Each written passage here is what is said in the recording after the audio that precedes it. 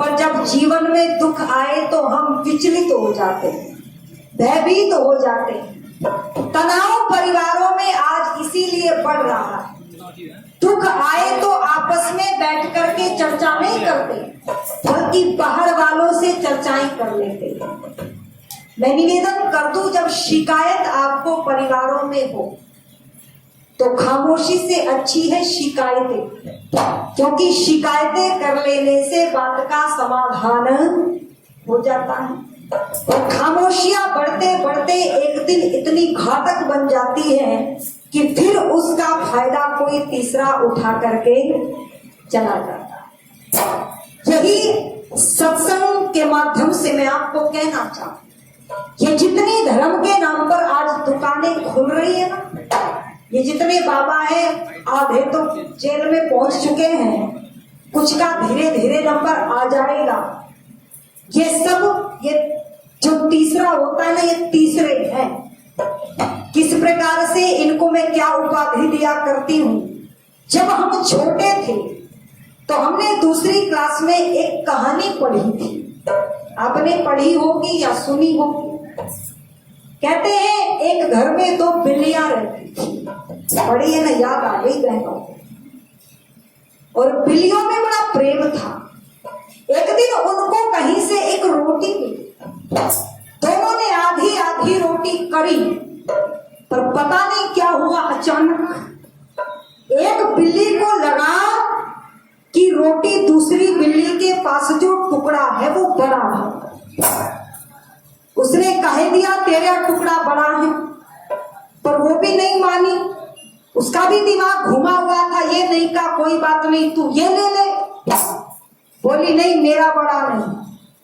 दोनों में झगड़ा हो गया, वो कहे तेरा टुकड़ा बड़ा, वो कहे बिल्कुल नहीं। तो उनके झगड़े को एक बंदर देख रहा था। बंदर बोला बिल्ली मौसी लड़ने की क्या बात है, इसका फैसला तो मैं कर दूंगा। तो बिल्लियां बोली कैसे करोगे बताओ, टुकड़ा बड़ा है इसके पास। तो बोला रुको मैं अभी आता हूं, तराजू उठा करके लाया।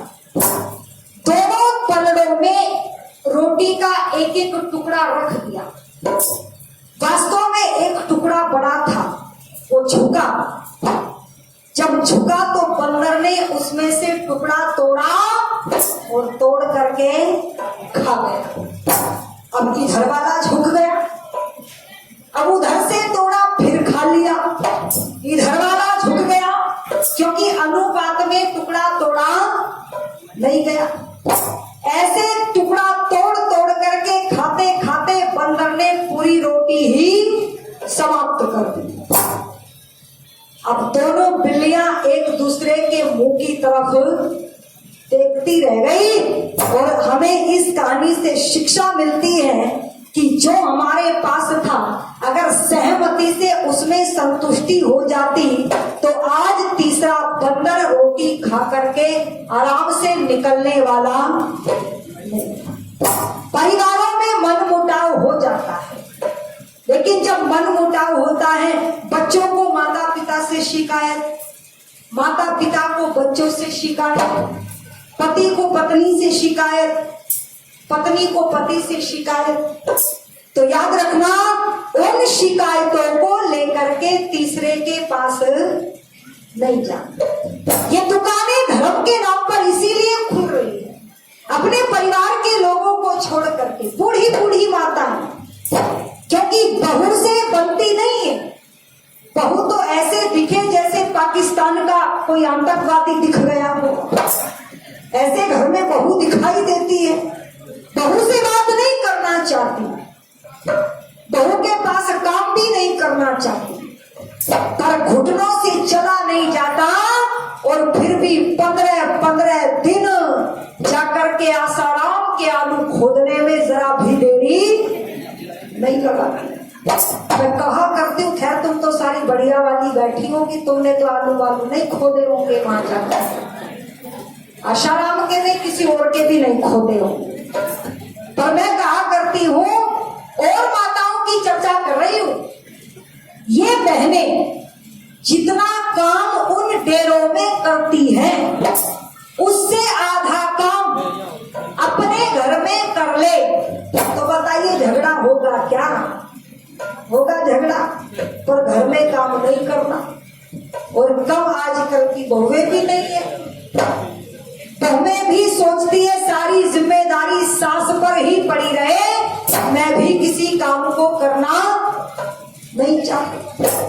मैं निवेदन कर दूं, हमारे परिवार टूटने का कारण ये, हमें ऋषि दयानंद को छोड़ दिया, आर्य समाज को छोड़ दिया। आर्य समाज में 5 देवताओं का वर्णन ऋषि ने लिखा। जो लोग कहते हैं ना आर्य समाजी देवताओं को नहीं मानते, वो सुन लेना, हमारे कितने देवी देवताओं का वर्णन ऋषि कर रहे हैं? 5।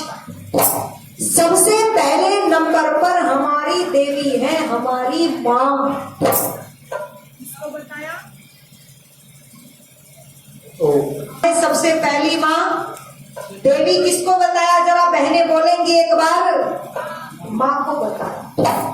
और दूसरा हमारा देवता है पिता, और तीसरा हमारा देव है आचार्य, और चौथा देव है, विशेष करके महिलाएं सुन ले, चौथा देव है पति।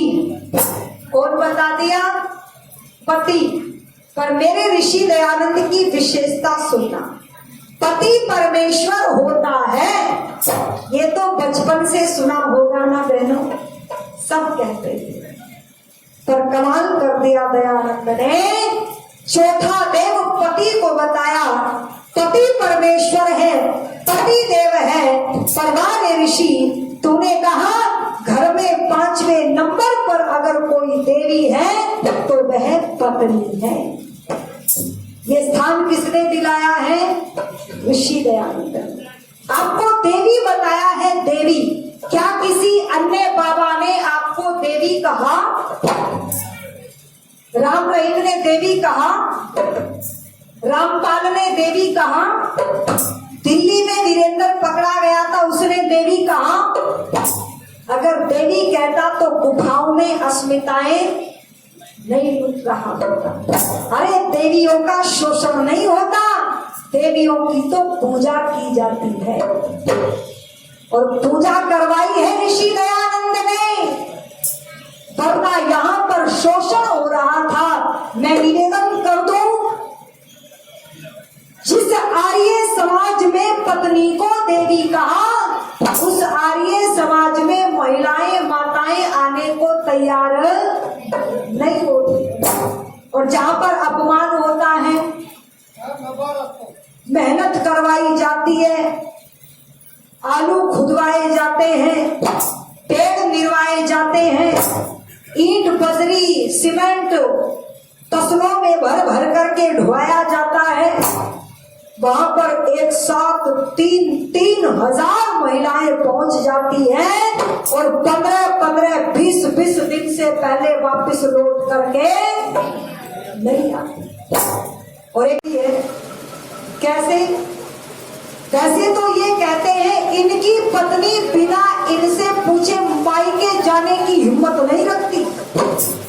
अगर मायके भी पत्नी को जाना हो तो ये किसी ना किसी कारण से रोक लेते।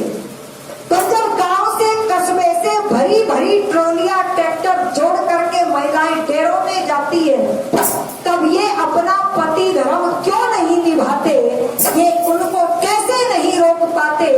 मैं निवेदन कर दूं, अगर पति है तो पति का कर्तव्य भी निभाना चाहिए। ऐसा हो नहीं सकता कि महिलाएं पति की इजाजत के बिना चली जाए।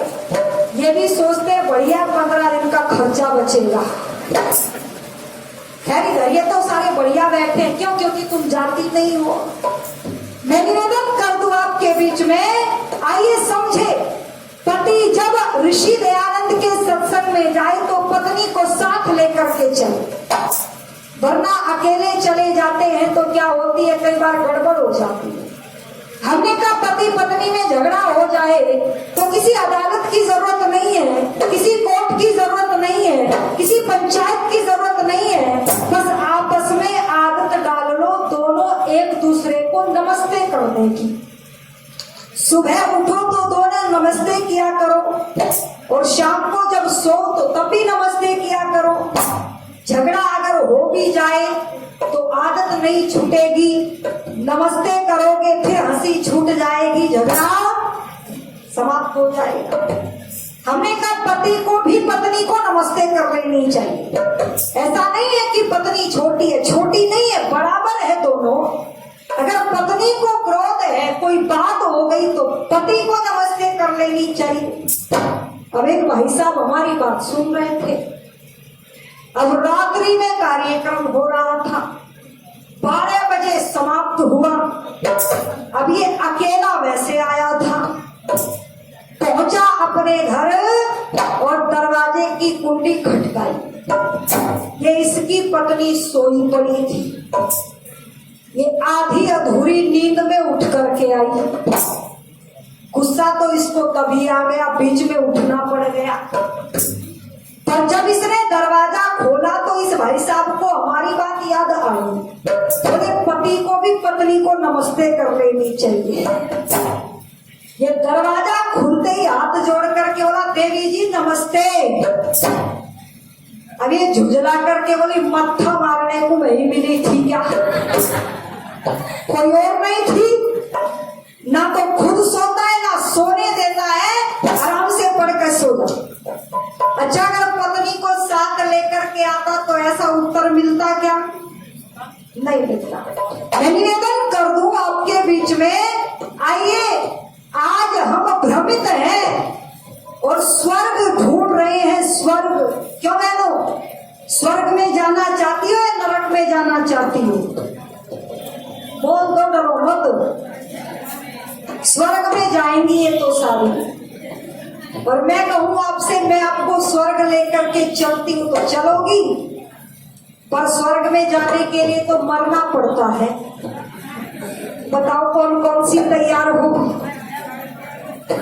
वाह बड़ी अच्छी बात है, वरना कई जगह तो बपोरे बच्ची यही ठीक है। कई बार ऐसे भी लोग होते हैं। एक सेठ जी से जब सेठ जी की मृत्यु हुई, समझाने के लिए पहुंच गया यम के दरबार में, तो यम ने पूछा बताओ सेठ जी स्वर्ग में जाओगे या नरक में जाओगे, क्योंकि काम तुम्हारे 50-50 है, अच्छे भी है बुरे भी है। तो सेठ जी बोले ना स्वर्ग में जाएंगे ना नरक में जाएंगे, बस बीच रास्ते में दुकान खुलवा दो, स्वर्ग और नरक के आते जाते खरीदारी कर लिया करेंगे। तो कई लोग ऐसे भी होते हैं। पर मैं निवेदन कर दूं, पहले तो ये भ्रांति निकाल दो कि स्वर्ग मरने के बाद मिलता है। मेरी बहनों मेरे भाइयों, स्वर्ग इस धरती पर जीते जी मिलता है। और स्वर्ग का बोले अन्न पुराना घी नया, अन्न पुराना घी नया, घर कुलवंती नार, आए गए का आदर जहां, स्वर्ग निशानी जहां। और दूसरे नंबर पर लिखा कांता प्रिय लापनी, मधुर बोलने वाली स्त्री जिस घर में रहती हो, झांक लेना, मधुर बोलने वाली स्त्री जिस घर में रहती हो उस घर में स्वर्ग होता है ना। और कई बार हमने देखा पति आया शाम को दफ्तर से, गैस खत्म हो गई थी, पति बोला खाना नहीं बनाया, तो पत्नी बोली कैसे बनाती, गैस खत्म हो गई थी। ये बोला अरे मिट्टी के चूल्हे पर बना लेती। तो पत्नी ने उत्तर दिया मिट्टी के चूल्हे में क्या तेरी टांगे लगा करके बनाती, लकड़ियां थोड़ी धरी है यहाँ। अच्छा ऐसा बोलने वाली पत्नी हो तो घर स्वर्ग बनेगा या नरक बनेगा, बोल दीजिए क्या बनेगा, नरक। पर आइए आज आपको स्वर्ग में ले चलती हूँ। और देखो कुछ पैसा भी खर्च होने वाला नहीं है। पिताजी राम रहीम जी जब स्वर्ग के दर्शन का ठेका लेते थे ना, तो लाख लाख रुपए लेते थे। और निर्मल दरबार में जब जाओगी ना 5,000 रुपए बैठने के देने पड़ेंगे, बैठने। या तो 5 रुपए भी नहीं लिए किसी ने, है ना। फ्री में स्वर्ग दिखा रही हूँ। और सुनिएगा कहाँ बताया तो बहुत सुंदर लिख दिया, क्या? पति और पत्नी में जहाँ प्यार है, सारे पति पत्नी बैठे होंगे, शादियां तो सबकी हो रखी होंगी ना, या क्या? तो झांक करके देख लेना अपने जीवन में किस किस में कितना प्यार है। पति और पत्नी में जहाँ प्यार है, धरती पे स्वर्ग का वो द्वार है। हो पति और पत्नी में जहाँ प्यार है, धरती पे स्वर्ग का वो द्वार है। हो पति और पत्नी में जहाँ प्यार है, धरती पे स्वर्ग का वो द्वार है।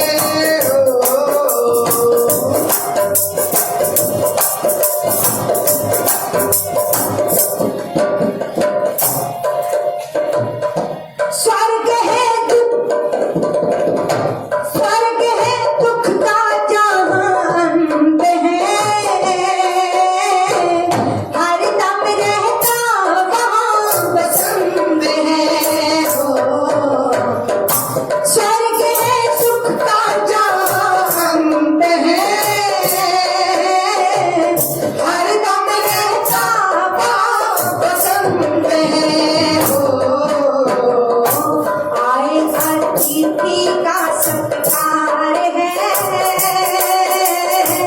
धरती पे स्वर्ग का वो द्वार है। आए अतिथि का सत्कार है, धरती पे स्वर्ग का वो द्वार है।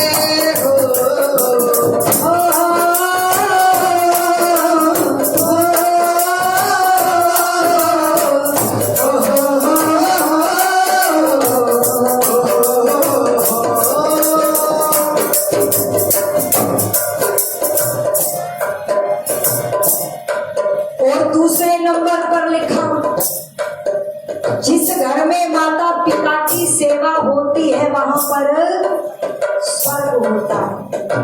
और जिस घर में क्या, एक 5 साल का छोटा सा बच्चा अपने दादा से बोला, ओ दादा तू कब मरेगा?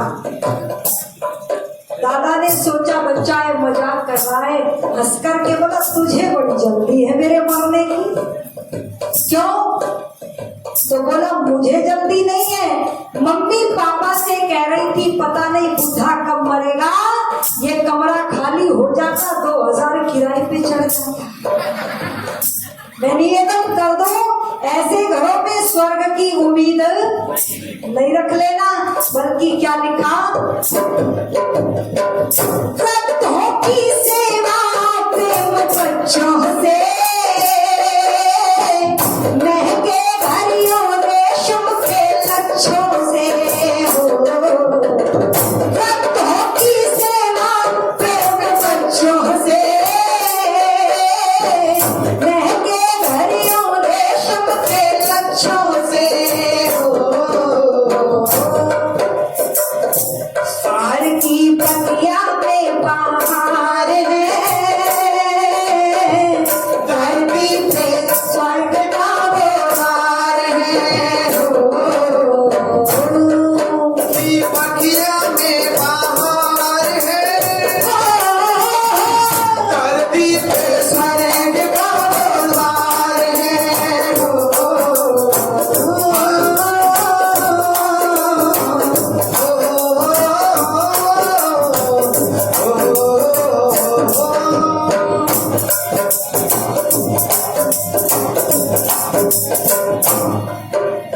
और क्या बताया, सबसे मेन मुख्य कारण आज परिवार टूटने का, ध्यान देना, हमारी कमाई पवित्र नहीं रही। हमारी कमाई, शब्दों पर ध्यान देना, पवित्र नहीं रही है। आज से 10 वर्ष पहले हमने देखा एक दूध बेचने वाला व्यक्ति दूध बेच रहा था। घर घर जाकर के दूध देता है। एक घर में 1 लीटर दूध देना था, पर 1 पाव कम पड़ गया। 3 पाव देकर के बोला बहन जी कल पूरा करेंगे। हमने कह दिया बहनों, जब चला मैंने कहा भाई साहब बिना बात के 10-15 रुपए का नुकसान करा दिया। 3 पाव दूध में 1 पाव पानी मिला देते, पता भी चलने वाला नहीं था। जब ये बात कही तो कानों पर हाथ लगा करके बोला बहन जी कैसी बात कर रही है, ऐसा पाप हम नहीं कर सकते। हमने कहा क्यों? तो 10 साल पहले का व्यक्ति कहता है बहना इसलिए नहीं कर सकते क्योंकि बच्चे पाल रहे हैं। क्या कह रहा है? बच्चे पाल रहे हैं। आज 10 साल के बाद हम चले जा रहे थे, देखा एक व्यक्ति गांव के बाहर के तालाब से भर भर कर के लीटर दूध की कैन में डाल रहा था। मैंने कहा भाई साहब ये गंदा पानी क्यों डाल रहे हो? ये लोग दूध का पैसा देते हैं, पानी का नहीं। और पानी ही डालना है तो कम से कम गांव के किसी नल से ही डाल लो, बीमार हो जाएंगे ये लोग। तो कहता है बहन जी गांव से डालूंगा तो लोग देख लेंगे। लोगों का डर है, भगवान का डर नहीं है। बोले लोग देख लेंगे।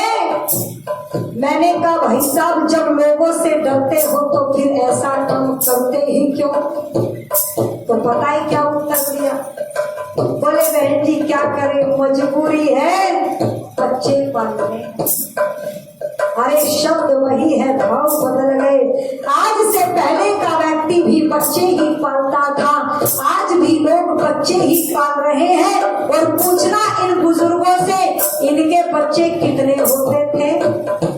किसी के 8 थे, किसी के 7 थे, 5 से कम तो होते ही नहीं थे।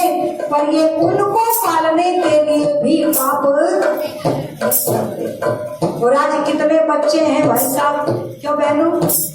अगर एक बेटा हो गया तो फिर दहलीज पर बच्चा नहीं रहे दिया दोबारा। पहली बेटी हो गई तो मजबूरी है, दूसरा एक और बेटा चाहिए। एक बेटा पालने के लिए लोग आज ईश्वर को धोखा दे रहे हैं। पर याद रखना, स्वर्ग अगर सुख चाहते हो, स्वर्ग चाहते हो तो क्या करना? जीवन का लक्ष्य जहाँ भलाई हो, खाते पुरुषार्थ की कमाई हो। जीवन का लक्ष्य जहाँ भलाई हो,